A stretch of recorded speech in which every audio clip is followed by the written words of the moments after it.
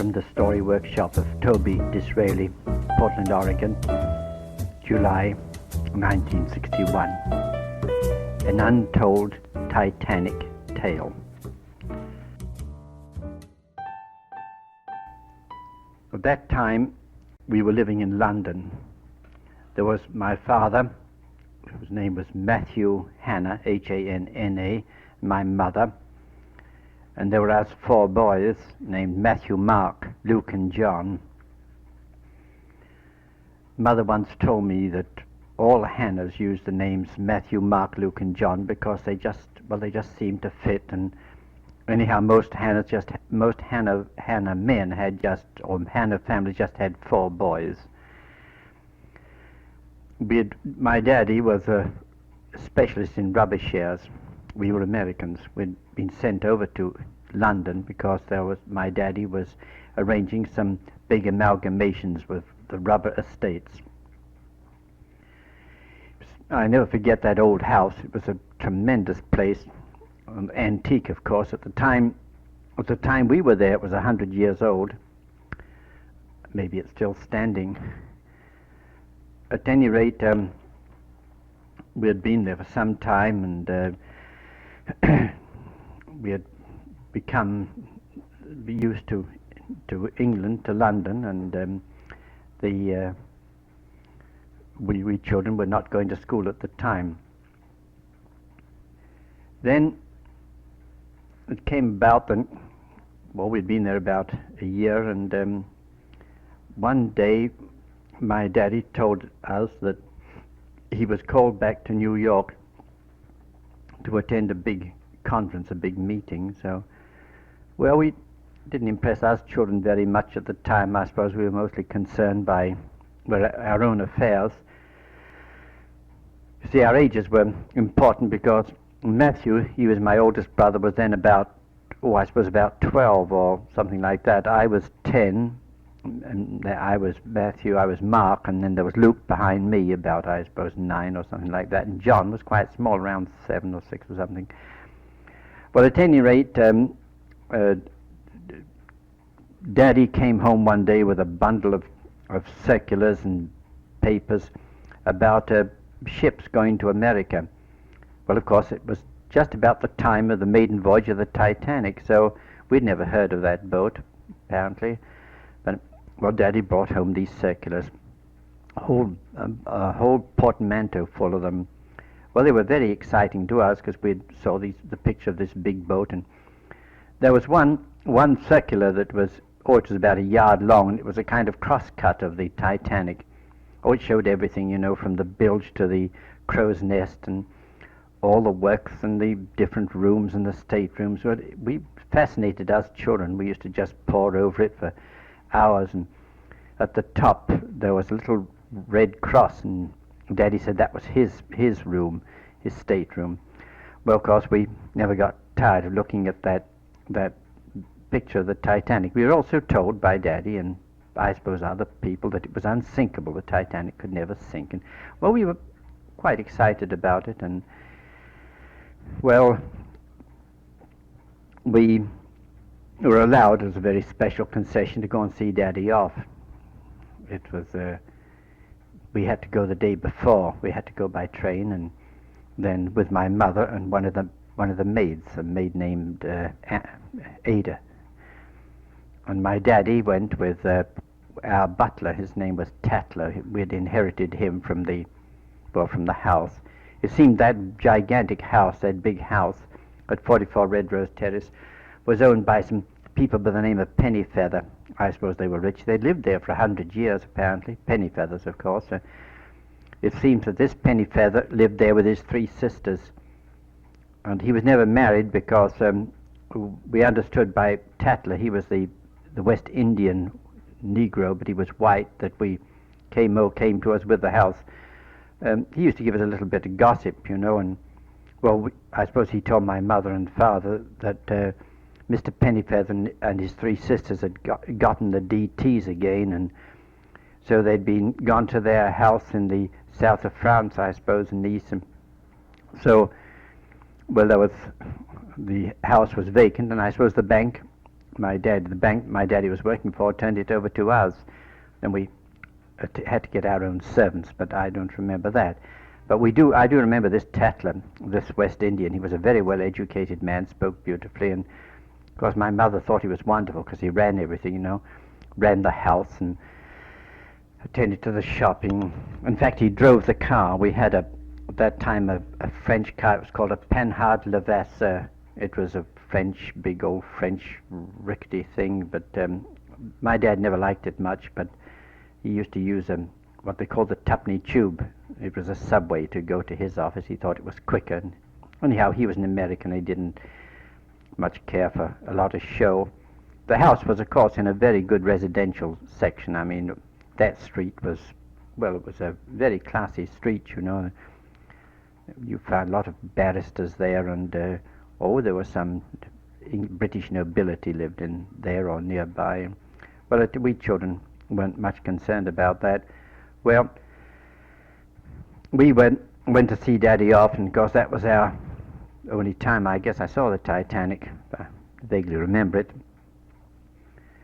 We stayed overnight at a hotel, and then Mother and this maid Ada and this butler named Tatler came for us and took us to the boat. Well, Daddy was already on the boat, and that was, of course, we couldn't believe that there ever was such a thing. We didn't believe it was a boat because of those tremendous big rooms and pianos. We didn't know they had piano on boats and things like that, and complete bedrooms. Well, this Tatler showed us what we call Daddy's room, and he had a bath and 2 beds. We couldn't understand why he needed 2 beds in his room, but at any rate, I remember vaguely, of course, it's going back such a long time. When I saw Daddy, he was at a big round table in the bar there with a lot of men and some ladies sitting down, and they were evidently discussing business, I suppose.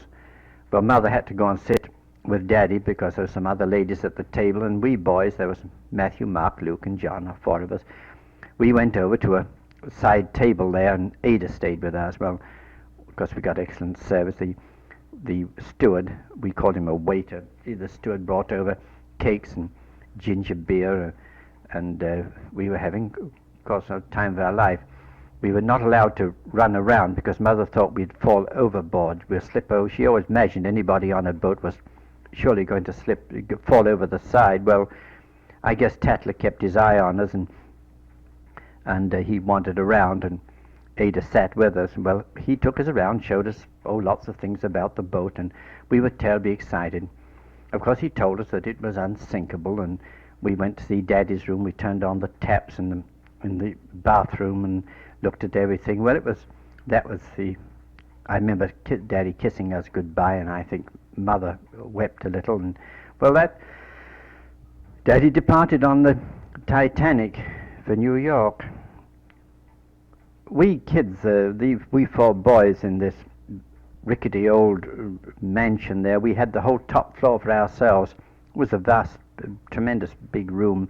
There were 10 beds in there, all beautiful antiques of all kinds, but I suppose it had been a servants' quarters at one time, and there were just 4 of us, but we frequently had visitors that had to stay overnight, boys, of course, and sometimes some girls, but then that's why I suppose we were confined to this top floor. Well, of course, we didn't have any newspapers in those days. I mean, there was one that came in, but children didn't read the newspaper in those days. At any rate, I just don't know, it's vague in my mind now, how my mother, how she carried on, because we for a while we were kept on the top floor there. This Tatler there sort of kept us from going downstairs, and we didn't know there'd been anything had happened, you see.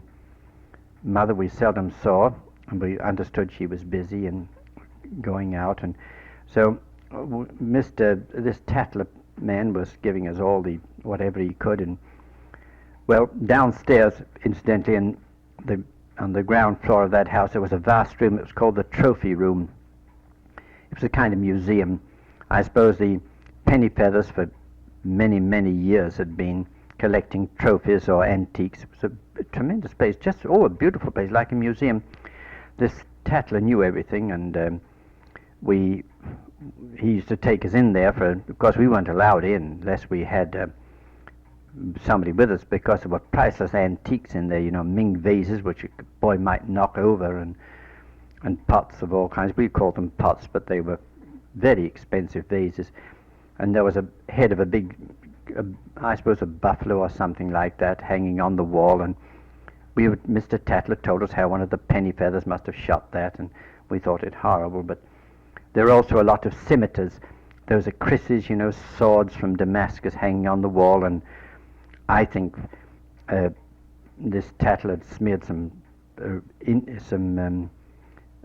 iodine on them, because he said it was blood, and he used to tell us stories about these big, swish of the kris, these swords. But he amused us, in that, taking us through this extraordinary room. I suppose it was full of the priceless antiques.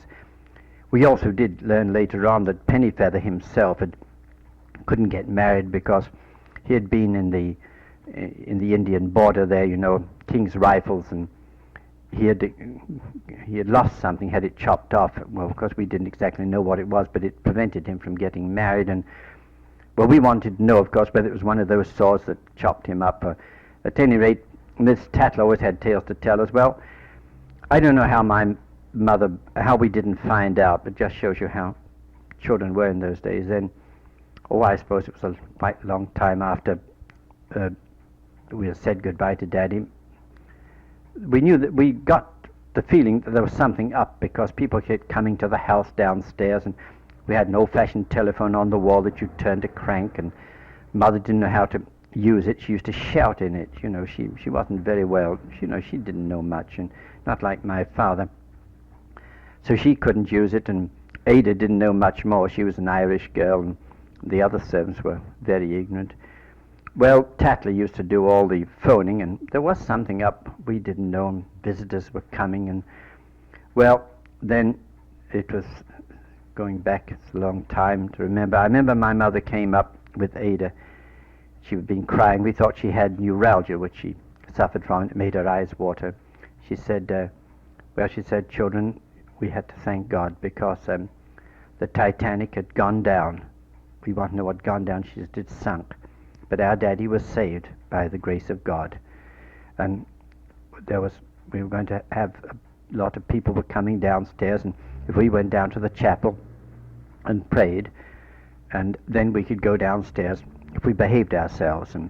But Mother said she knew now that Daddy was safe in New York, that he had been saved. Well, because children, we want to ask questions. We said it was impossible. The Titanic couldn't sink, and well, why wasn't Daddy home? Well, we didn't know that. Well, Daddy was in New York. It was a long way away, and well, when was he coming home? Well, I don't think my mother answered many questions, and Ada kept us quiet. And well, we went down. Because we had a little chapel on the first floor. It was really just a statue and some benches around it. Well, we kids could go through prayers, oh boy, like a dynamo. We'd just run through them like machine guns, and never meant much to us anyhow. But anyhow, we got through them with Ada standing behind us, and we went downstairs. Well, there were a lot of people there, There was the very Reverend Father Burns.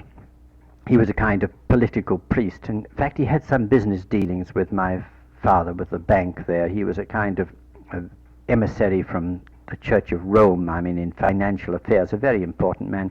He was very fat. He weighed about 270 pounds, and he used to visit us a lot, I suppose, on account of the fact that he was in some way connected with my father in business.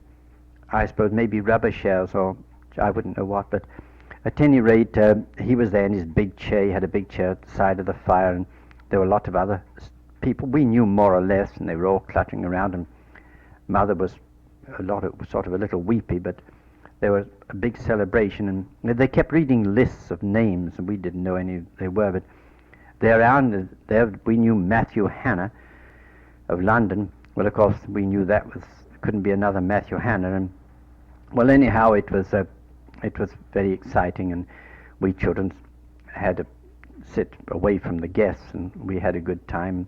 Then we were chased off to bed. Well, it was the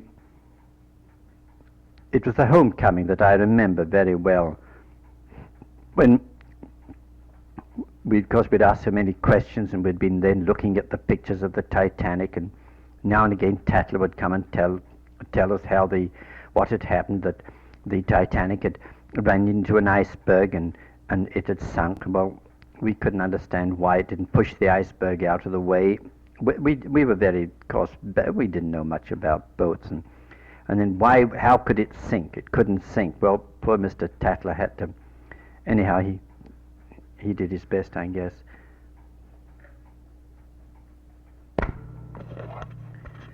The day had arrived for Daddy to come home. The telephone. Slight interruption there. Well, yes, it was the eventful day. The day Daddy was to arrive home. People had been coming and going all day, I suppose, bringing congratulations, and also bringing lists of names as they kept coming in. And well, Daddy was due around 4 o'clock, and I suppose there had been some arrangement that there weren't too many people there.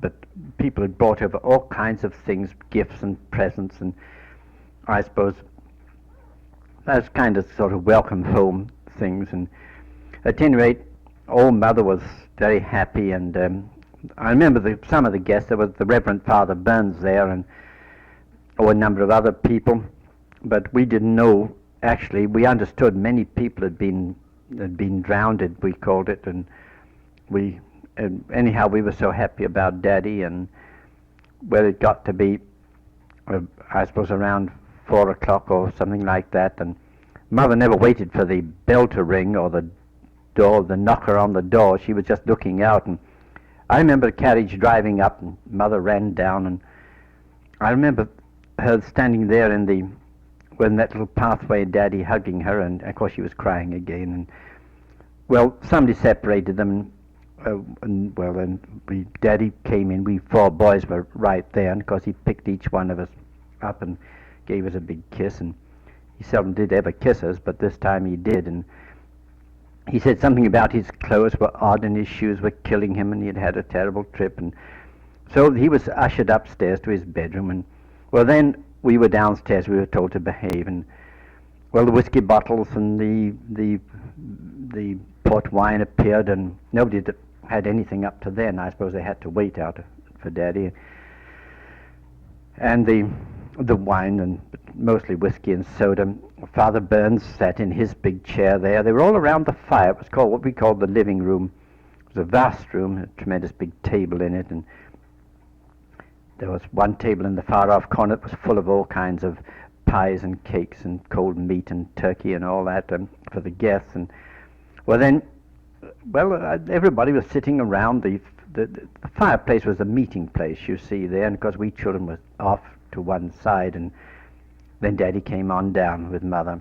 He had on his old felt slippers, which we used to put in front of the fire for him many times, and there he was again, not much the worse for wear as far as we could see, and in fact in rather a good humor.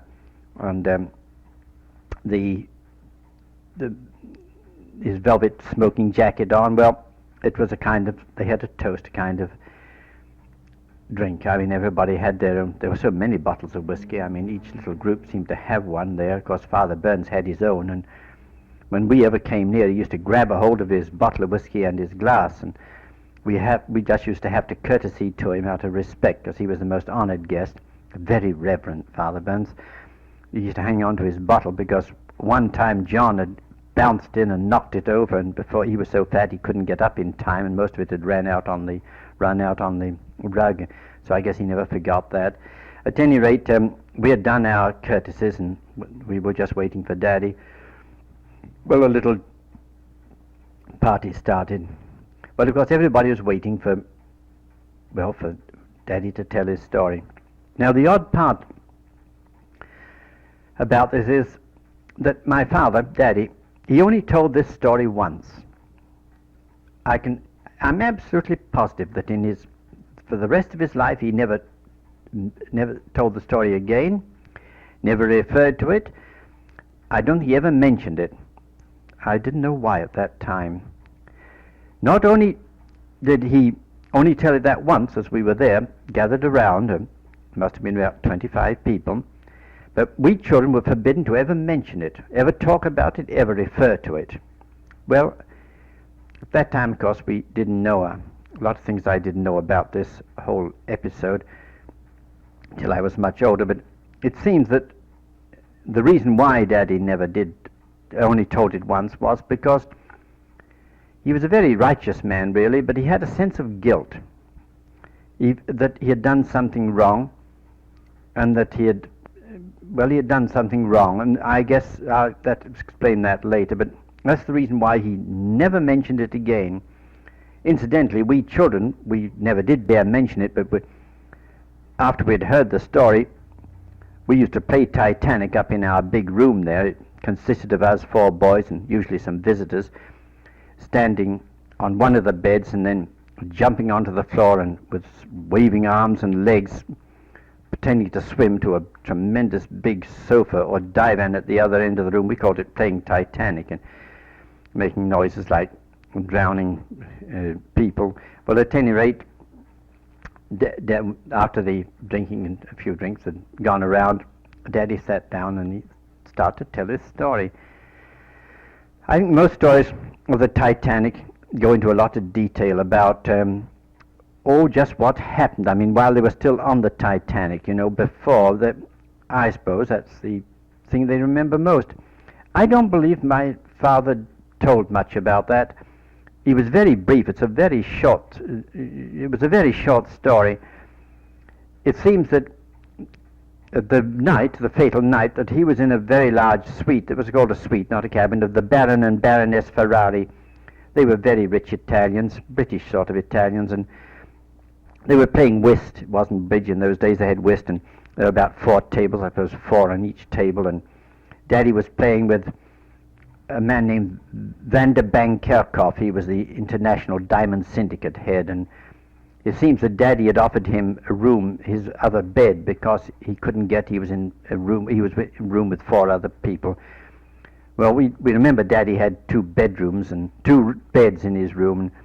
Well, at any rate, Daddy did describe that he was just playing whist there, and there was this Van der Bank-Kerkhoff, the Diamond Man, and young Douglas. I don't remember who young Douglas was, but there were some other people there. He mentioned them all, and they were in this. It was late and getting late, and well, as far as what happened, apparently Daddy never told us what happened. He said that all they heard was that the whistle, he called it the whistle, it was the siren, started to blow, and somebody said, "We must be passing another White Star liner." I forget who said that. I think Van der Bank-Kerkhoff, and at any rate, the whistle or the siren kept blowing, and then there was noises of people running, and then the engine started to slow down. So it was young Douglas that Daddy said went up to find out, and he didn't come back. Then suddenly the door of the cabin of the suite opened, and a young officer came in. He said, "There's been a slight mishap. Everybody must get dressed warmly and go on deck, and don't bring up any baggage, but get dressed warmly." I remember Daddy telling us that Baroness Ferrari wanted to change her dress. She says, "I'm not going upstairs in this fancy dress." Well, of course, somebody had to shut her up, and it was the Baron. He says, "Now you put on that fur coat and get on out of here." And well, they all went upstairs, and now from then on, sort of vague. I don't remember much. I mean, the Titanic stories usually tell in graphic detail about what happened there, and I think there was some truth in the orchestra. Daddy said that the orchestra was playing Scotch and Irish airs there they'd come out they were in the palm room at a dance, you see, when it happened, and they'd come on outside, and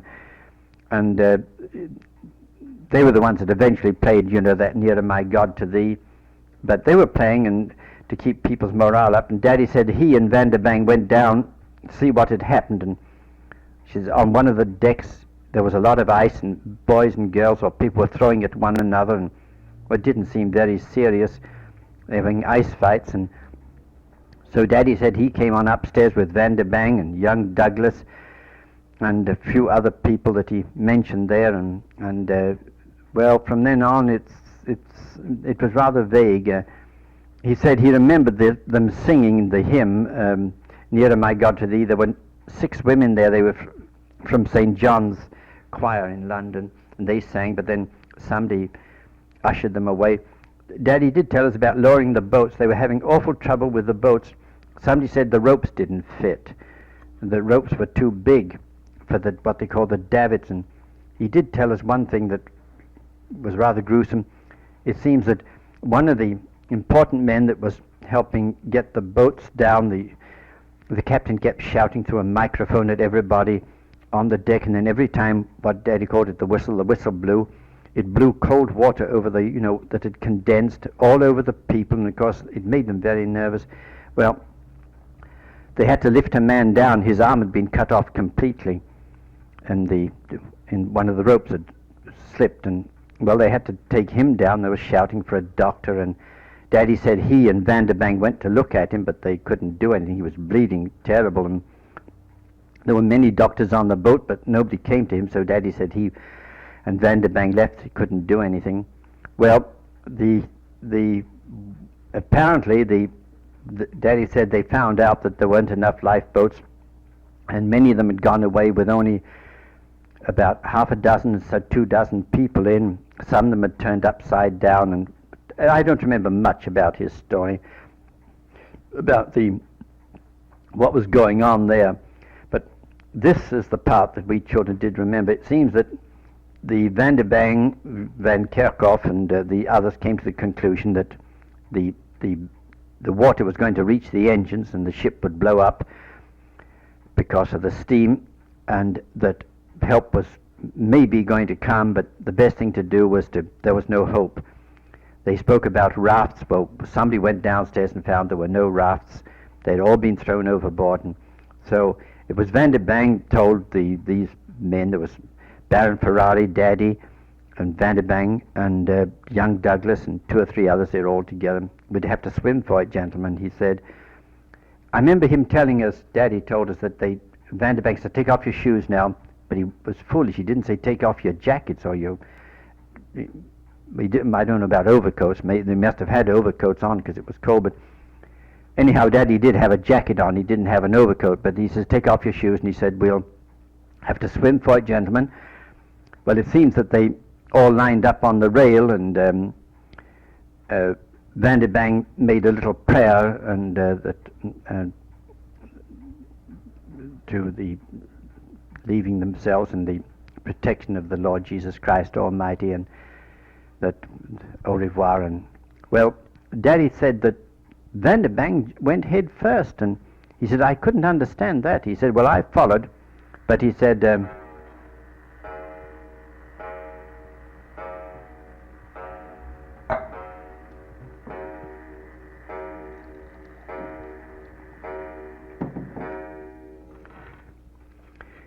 I jumped for it, he says. Of course, I balled up and jumped feet first.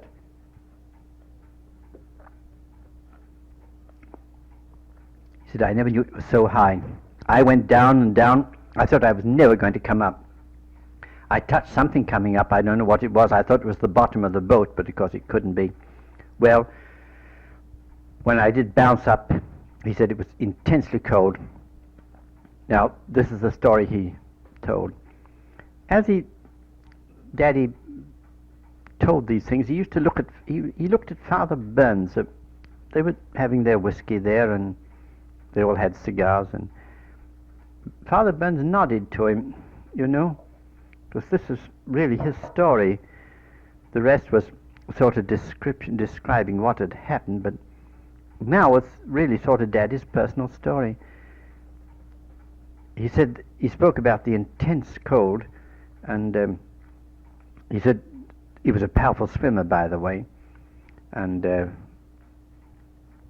he said that his main idea was to get away from the boat, because somebody had said if she sank, she'd drag everybody down with her. So he said, I started to swim. Well, he didn't see anybody else. He shouted, but nobody could hear. He heard in the distance voices, but there was nobody near him. So he said he looked back and he saw the lights on the Titanic. His idea was to get away from it as far as possible. Well, it was a grueling tale. He swam. He was a powerful swimmer, but his jacket must have stopped his arms from working very good, and he did have off his shoes, which was fortunate.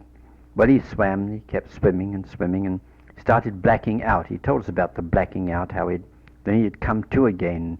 He'd look behind and still see the lights of the Titanic, and you couldn't shout. You had to.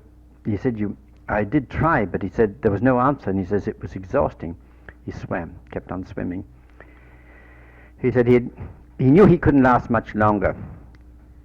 He didn't know how long he'd been swimming, but he estimated it was about 25 minutes. That was an awful long swim in cold water, icy cold water. He says every time, I went through clusters of ice and other things. He said that I had to pass by, but I didn't hear anybody, I didn't see anybody. But I knew I couldn't last much longer, this blacking out. I'd come to and I'd be still swimming. My arms would be going, but my legs were pretty good. I was kicking. Then, I heard a voice. It was from straight ahead. It said, "Attaboy, that's it, cock." My daddy, by the way, was never a man for profanity.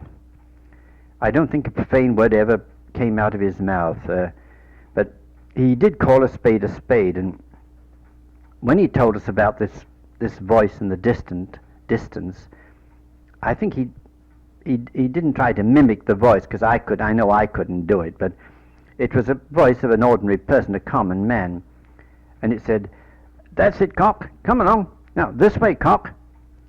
Daddy said, he called me cock, which was, I don't suppose my daddy liked that very much, but he said it gave me a little courage. He says, "Come on now, you can make it." Well, he says, "Hey," he said, "that's it, now this way now, follow my voice." Now he says, "I lost my fucking oar." He says, "Do you think you can, we can't do with one oar now, but hang on, you try and get that oar." When Father Burns nodded and everybody listened. Daddy said, well, just fancy, here I was on the verge of, passing out and disappearing in the icy waters, and he's talking to me about finding his oar. Well, I knew he was in a boat because I could hear the boat slapping, Daddy said, as the water slapped on the bottom of the boat. He kept calling, "Oh, now, that's it, that's it, cock. Come on now.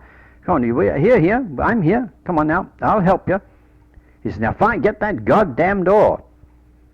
Well, Daddy said maybe it was the oar that actually saved my life, because I could hear he was very near now, and I was kicking and swimming as best I could. I did hit. It was the oar. Well, I hung on to that.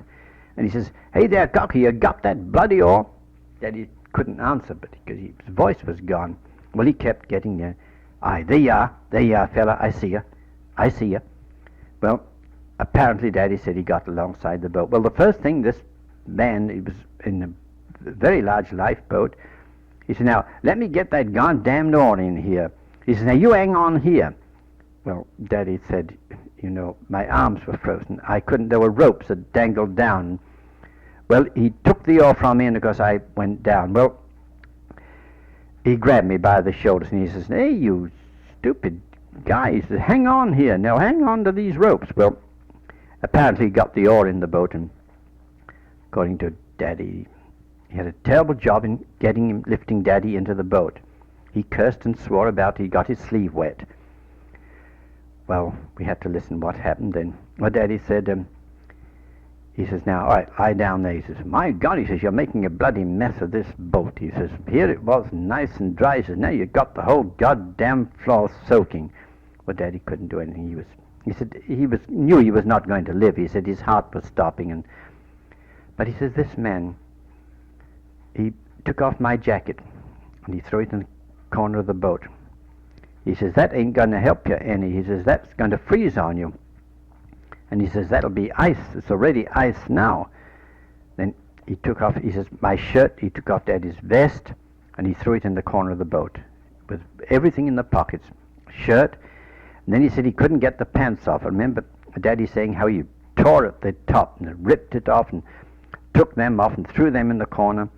Then he says, instead of throwing my shoes in the corner, he threw them overboard. Daddy remembered that little incident. Well, he says, there I was. He says, now he says, now wait here, cock.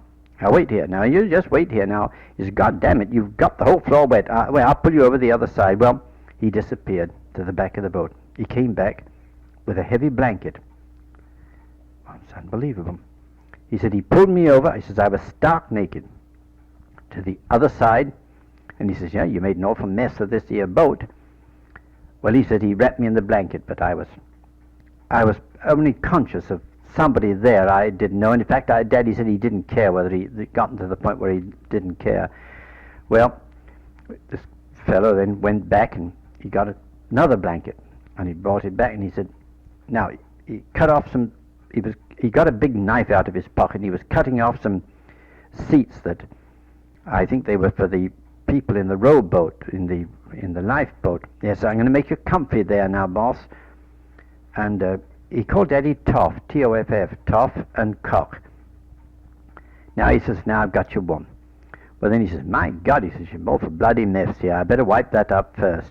Well, just imagine, here's a man on the verge of death, and he was going to wipe up the floor first.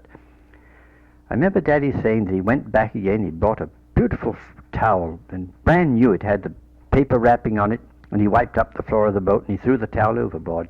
Now, he says, Cock, he says, here we are. He says, I've got the oar. Now, he says, now, lie down there. He says, keep out of the wind.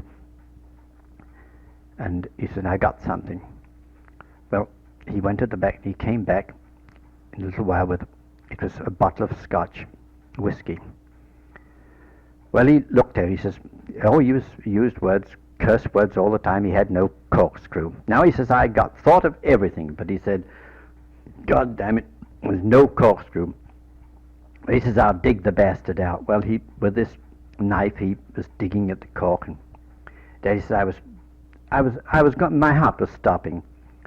Well, he produced there were some mugs, they were pewter mugs, and they were chained to the side of the rowboat, of the lifeboat, and there were some cans of water there. They were sort of 5-gallon cans. Well,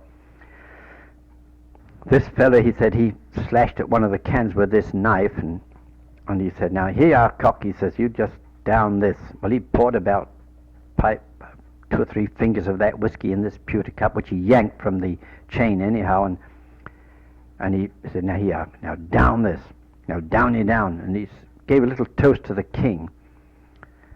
Well, Daddy said, at any rate, you had to hold my head up. He held my head up, and I did. I got it down. Now he says, attaboy. Now he says, now one for me. Well, he poured himself the same glass. He said they only had one, and he tasted it out. Now he says, that's just like that bastard Bodkin. Yeah, Bodkin. Well, he had it in for Bodkin. I don't know who Bodkin. Daddy said, but he heard the name, and he says, that water's slimy. Anyhow, he downed Daddy said, maybe a big, maybe 3-4 fingers. Then he put the cup down, and he says, he says, now he says, Cock, you're going to be all right. He says, well, Daddy told us, he said, you know, just that one, I couldn't feel the rest of my body. So he says, this guy came over, and he says, now, let me feel your feet, he says, because I've seen guys there with frozen feet, he says, and that's the end, he says. Now, can you wiggle your toes? And, well, Daddy said he couldn't, and at least I don't think he could talk. At any rate, it took some time, and he kept talking about making Daddy comfy, and these 2 big blankets around him, and maybe half a pint of whiskey in him, and Daddy says, you know, my heart started to beat again. It was very remarkable. Well, this fellow, I tried to thank him, and I asked him his name. He says, Kelly. Well, Daddy said, well, thank you, Mr. Kelly. He says, cut out the Mr., just Kelly. Well, he seemed to be wanting to be called Kelly. Well, he said after a while, he said there was no sound. Couldn't see anything. It was pitch dark. Just the slapping of the water on the bottom of the boat. He said, "Yeah, there, Cock." He says, "You know, I think I know you. You're one of them toughs, aren't you, that was sitting there with the big fella?" "Yes, at that table 12. Daddy says, "That was my table." And Daddy said, "Were you Kelly?" He says, "I was a steward." Yeah. He says, "I was." He says, "I remember seeing you." He says, "You're one of them toughs there." And well, Daddy didn't want. Daddy kept calling him Mr. Kelly, and each time Daddy said he called him Mr. Kelly, he got angry. Well, he said, "Well, now, Cock, how would you like a nice liver sandwich?" Liver sandwich. Well, we've all sat there. Daddy kept addressing his words to Father Burns, who nodded all the time. This fellow went back and he brought a tin out and can and opened it up, and Daddy said my hands could move then. He said I had no clothes on, but he said, "Now you just keep under them blankets." And he brought out a liver sandwich, and he had one for himself. He says, he says, that's fine. He says, "There, my little friend made them for me." He said, "They're special. We're going to have them in our cabin. We don't give them upstairs." He said, that was just for us." He says, "Well, we ate the liver sandwich, and then he went and got the bottle of whiskey again, which he left on the side with a paper stuffed in it. And he poured out another big drink of whiskey. Well, Daddy said the liver sandwich never tasted better. He said it was really wonderful. It was on rye bread, and he said it was delicious. He said, "I had a hard time moving my jaws, but he says the whiskeys, and they had another 3 or 4 fingers." And so Daddy said to him, well, whenever he said Mr. Kelly, he says plain Kelly. Well, Daddy said to him, "Say, tell me, how come you have sandwiches here and whiskey?" "Yeah," he says. "Yes," he says, "it's maybe by the grace of God." He says, "Is that goddamn bodkin?" He says, "That's the one." He says, I told him to change all that water in this goddamn lifeboat." He says, "Now," he says, "a fella can hardly drink it." Well, Daddy thought he must be very particular about the water in the lifeboat. At any rate, it was in these tins, you know. Daddy said that this was apparently Kelly's. This was Kelly's story.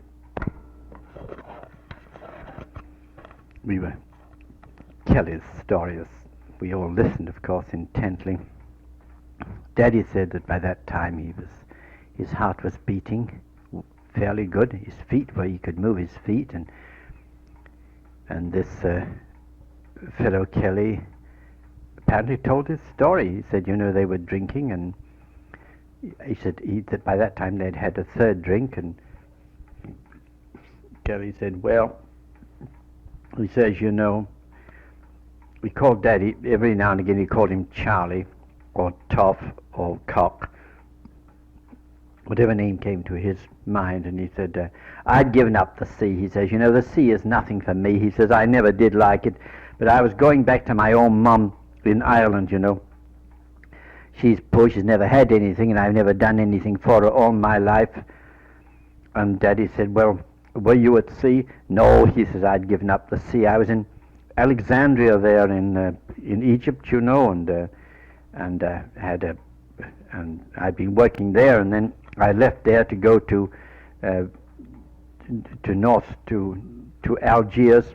Oh, yes, he says, I was working then in Algiers. I had a job there, and I was doing all right, and I was on my way home to see my mum. I was going to stay there in Ireland, and well, when I got to London, I heard about this here Titanic, and a friend of mine, he's the little guy there that made those sandwiches. He says, God bless him. He says, I don't suppose, I hope he's going to make it. Well, he said,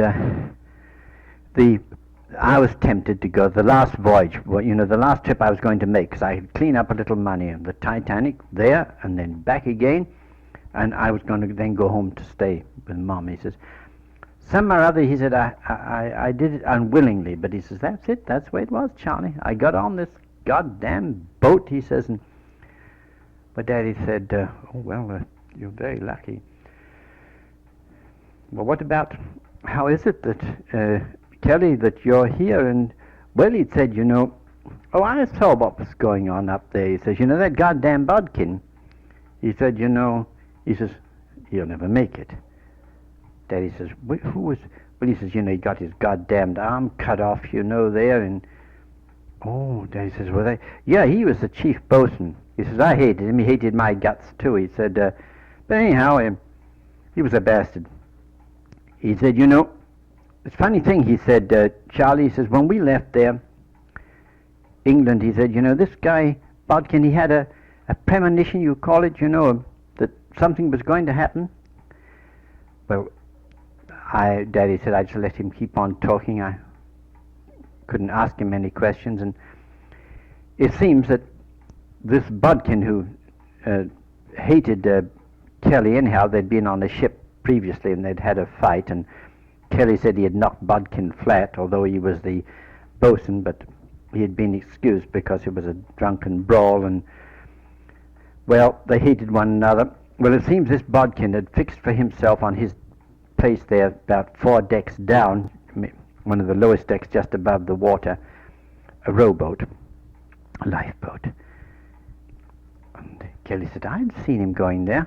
Charlie, I used to watch him go there. I thought putting things in there, So I said to him, I said, say, Bodkin, what the hell are you doing there? Is that your own private boat? Is that your yacht? Bodkin said, you just mind your own goddamn business. And I says, I saw him putting things in there, that I thought, that bastard tricky. Well, he had a kind of premonition. Well, anyhow, he's not going to make it with that one arm gone and bleeding like a stuck pig. Daddy says, yes, I saw it. Well, then what happened?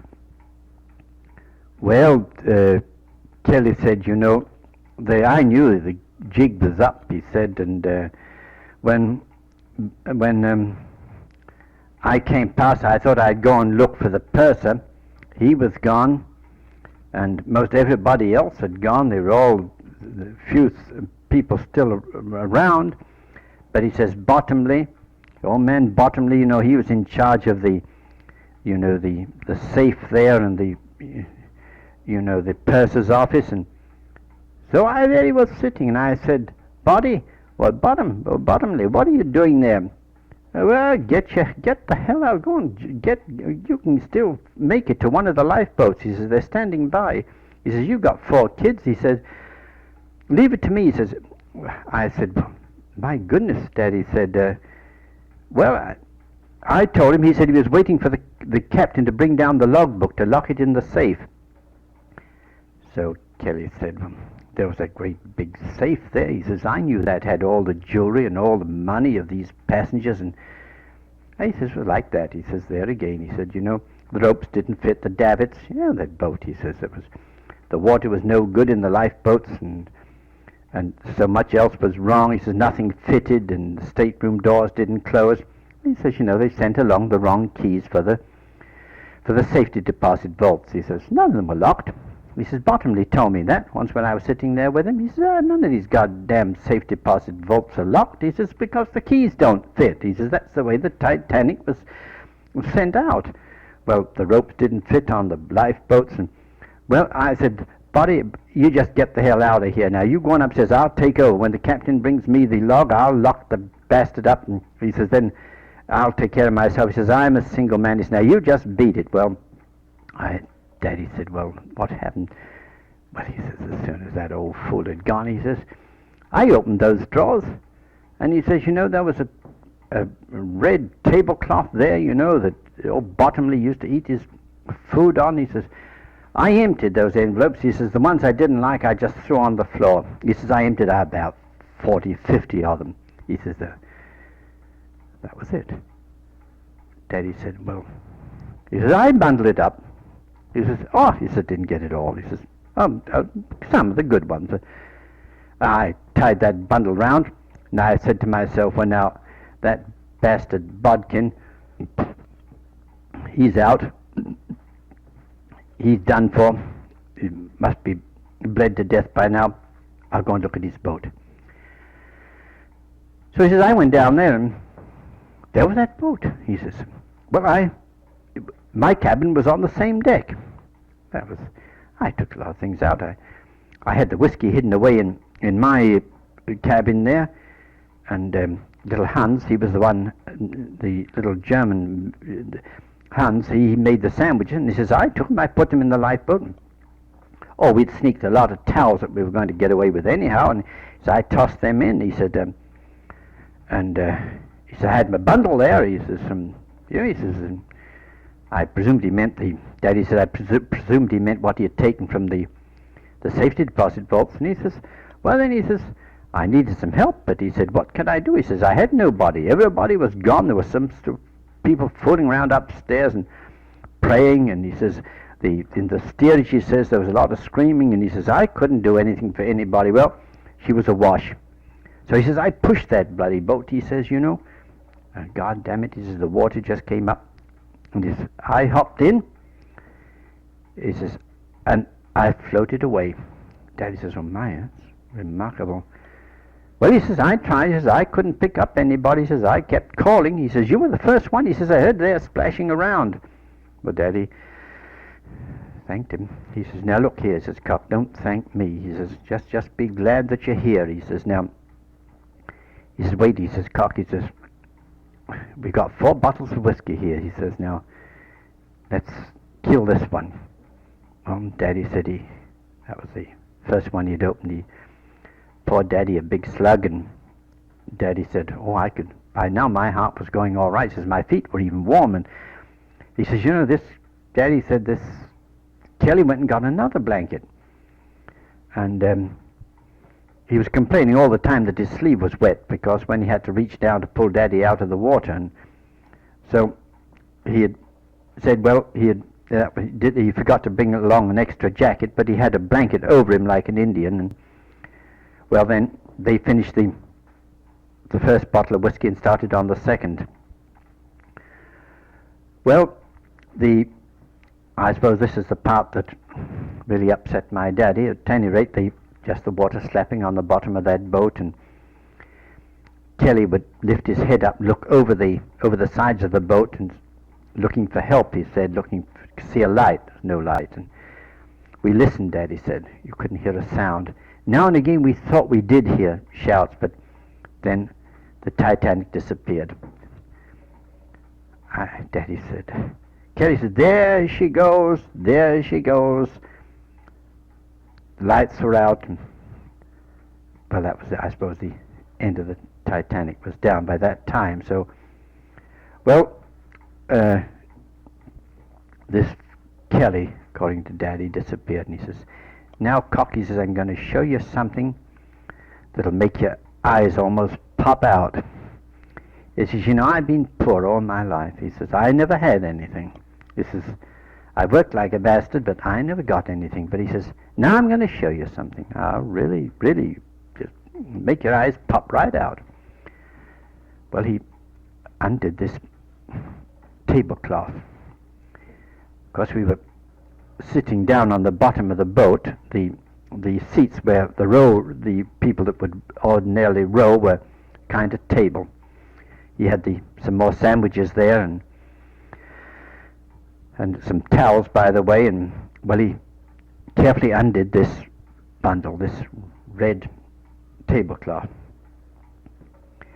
Well, I remember Daddy telling us about it. He held up a string of pearls that must have been, he says, now this beauty, he says, is worth a king's ransom. Daddy said, he handed it to me. Well, I handed it, I bit it, and I knew it was real pearls after all. It was tremendous. It must have been about, well, you know, hanging down to almost a person's stomach. Well, he had 3 strings of magnificent pearls. He had diamond necklaces.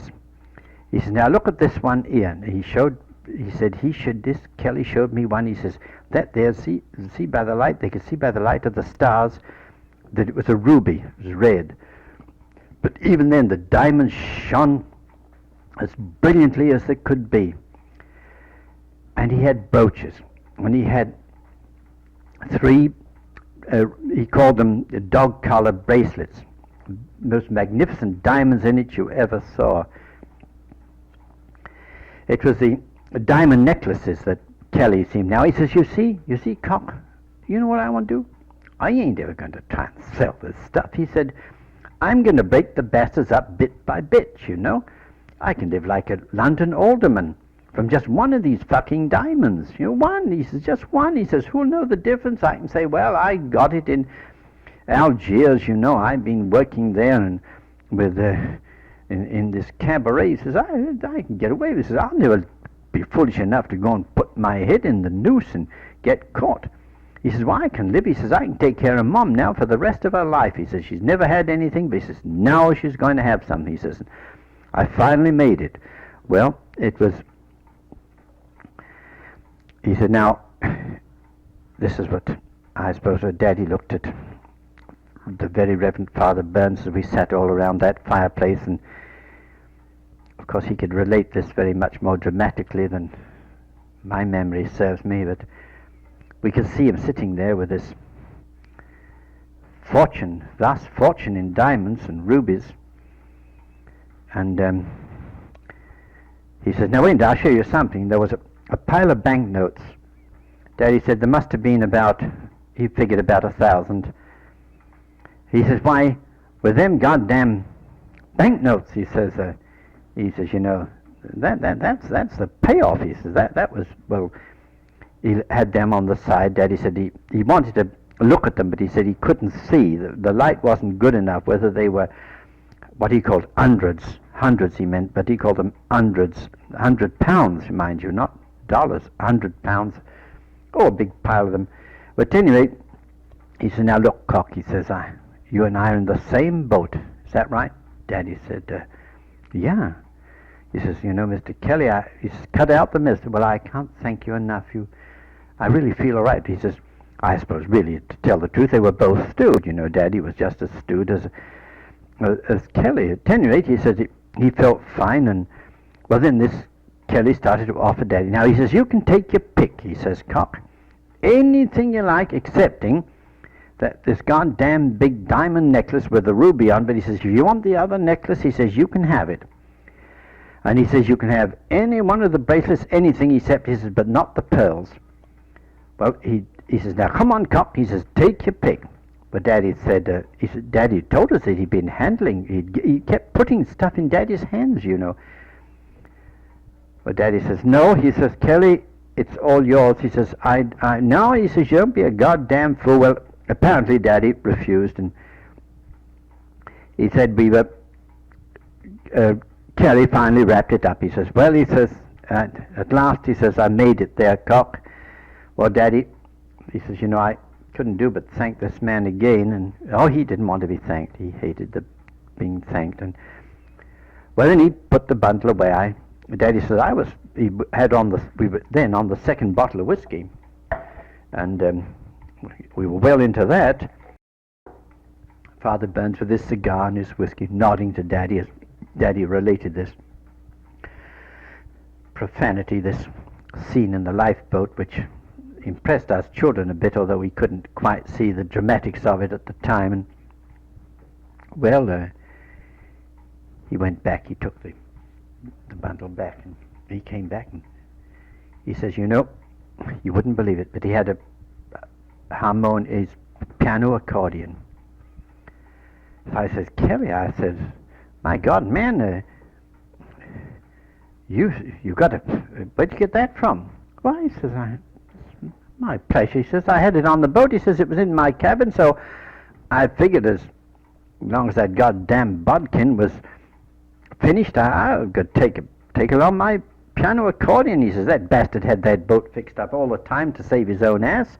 He says, I know he was a goddamn chiseler. He says, I hated him. He says, he wouldn't have allowed me on this boat. He says, you know that.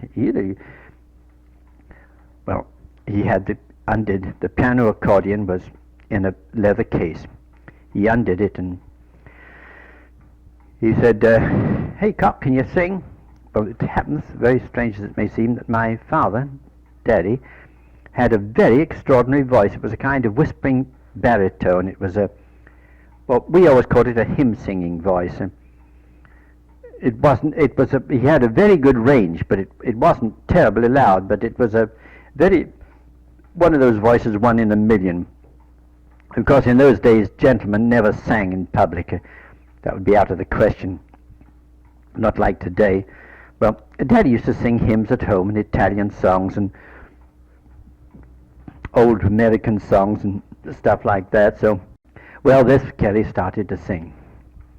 And, they were Irish lullabies and songs. And Daddy says he knew most of them. Well, he said, I didn't dare sing. He says, I was in a lifeboat. The Kelly says, now come on there, cock. He says, well, he says, Kelly stopped singing. He let me. He played the accompaniment. He came over near me, and he played the accompaniment right next to me, nodding and sort of beating time with his head. And I sang. Just imagine, I could sing. And under those conditions, I had been so near death. Well, then Kelly would join in.